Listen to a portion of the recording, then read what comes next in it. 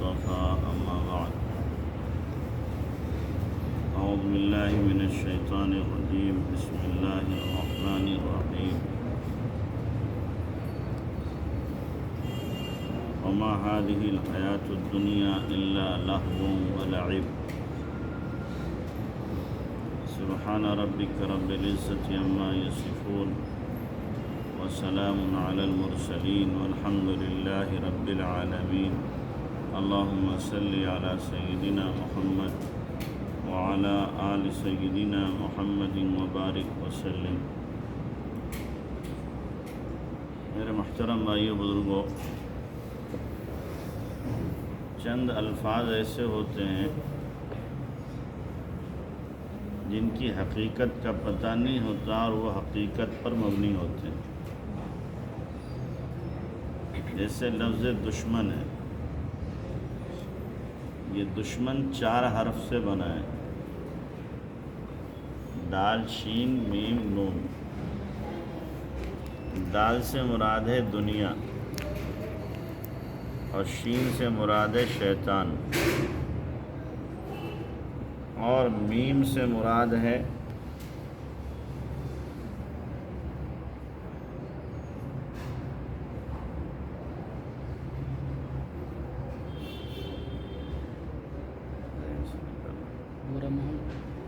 نہیں، میم سے مراد ہے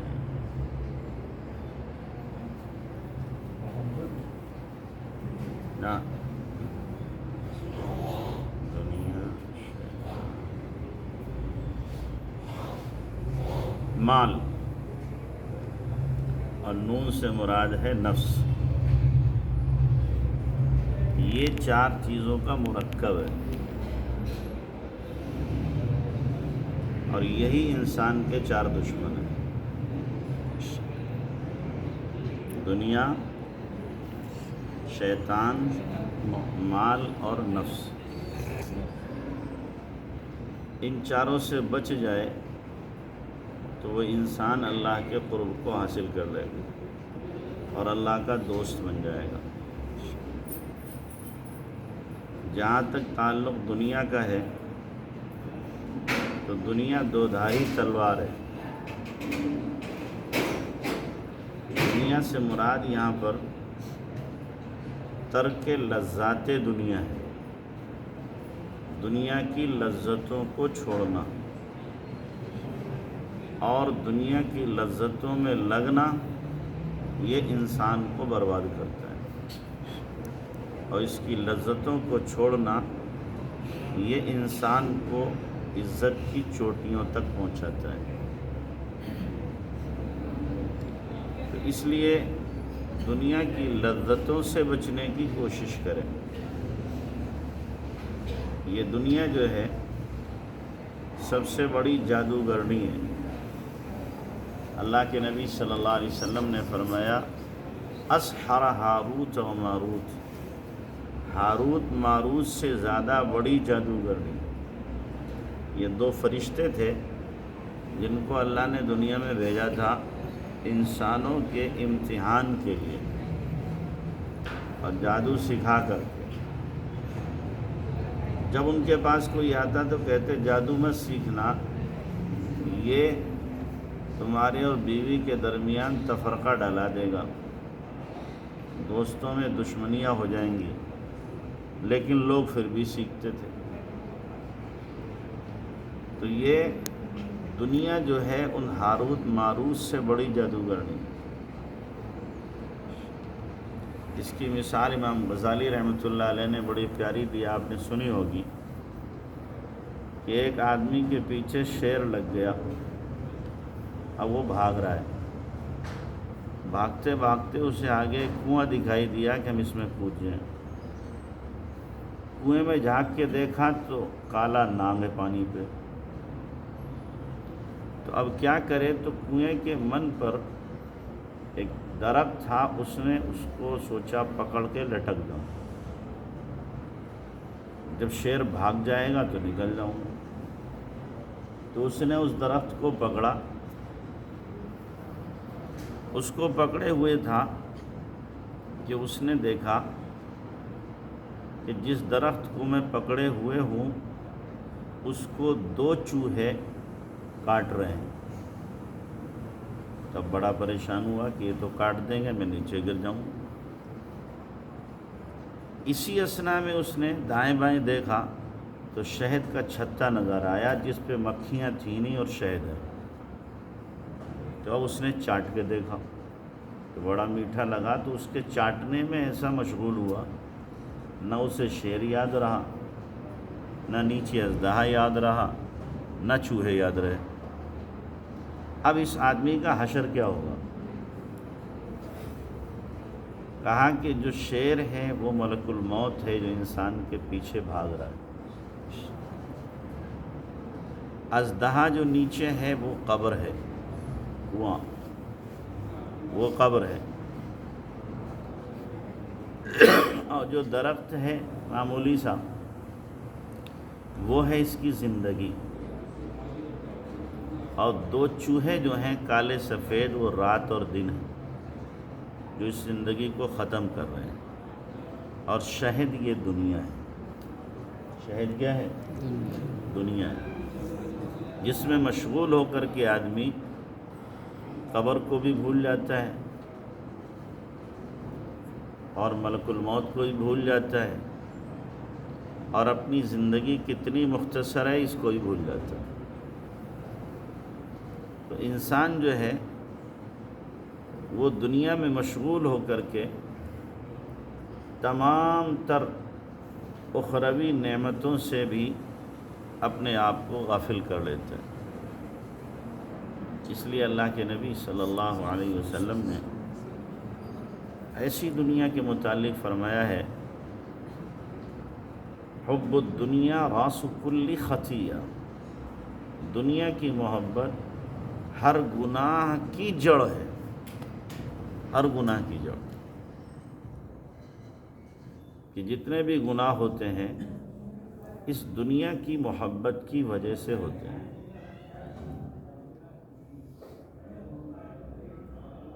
صحابہ کرام کے پاس بھی دنیا تھی، لیکن ان کو حضرت شیخ رحمۃ اللہ علیہ کے بقول دنیا سے بچنے کا منتر آتا، جیسے کہ کوئی آدمی ہو سانپ پکڑنے والا، تو انہیں منتر آتا ہے، وہ سانپ کو پکڑ کے جیب میں ڈال لیتے ہیں، اپنے گلے میں لٹکا لیتے ہیں، سانپ کچھ نہیں کرتا۔ ہم پکڑیں گے تو معلوم ہے 2 منٹ میں کام تمام ہو جائے گا، کیونکہ ہمیں منتر نہیں آتا۔ یہ بیٹھے ہمارے دیکھو پیچھے، انہیں منتر آتا ہے، یہ سانپ پکڑ لیتے ہیں، اور یہ پکڑنے والے جو ہیں سویا ہوا سانپ کبھی نہیں پکڑتے، کہ سوئے کو پکڑا تو کیا پکڑا، جگا کے بھگائیں گے پھر اسے پکڑتے ہیں۔ تو ایسے ہی صحابہ کرام کو کیا ہے، منتر آتا تھا دنیا سے بچنے کا۔ اسی لیے حضرت تھانوی رحمۃ اللہ نے لکھا ہے، لوگ صحابہ کی کرامات یہ بیان کرتے ہیں کہ وہ پانی پر چلے اور پانی میں نہیں ڈوبے، حالانکہ ان کی سب سے بڑی کرامت یہ ہے کہ دنیا کے دریا ان کے قدموں کے نیچے بہے اور پھر بھی وہ دنیا میں تر نہیں ہوئے اور اپنے آپ کو بچا کے لے گئے۔ یہ ہے ان کی سب سے بڑی کرامت۔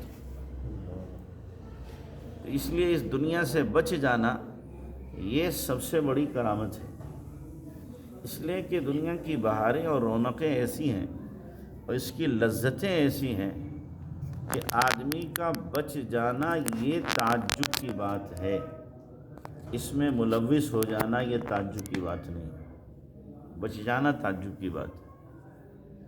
اللہ کے نبی علیہ الصلوۃ والسلام نے اسی لیے فرمایا، دنیا حلوۃ خضرۃ، دنیا میٹھی ہے، ہری بھری ہے، میٹھی بھی ہے اور کیا ہے، ہری بھری، سرسبز و شاداب ہے، اچھی لگتی ہے۔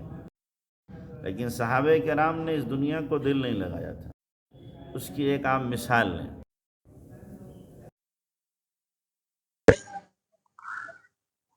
ان کے 10 درخت تھے، دوسرے صحابی تھے، ان کا باغ تھا، ان درختوں کے پاس ہی وہ درخت اس باغ کی دیوار تھا وہ آیا اللہ کے نبی بوڑھے صحابی سے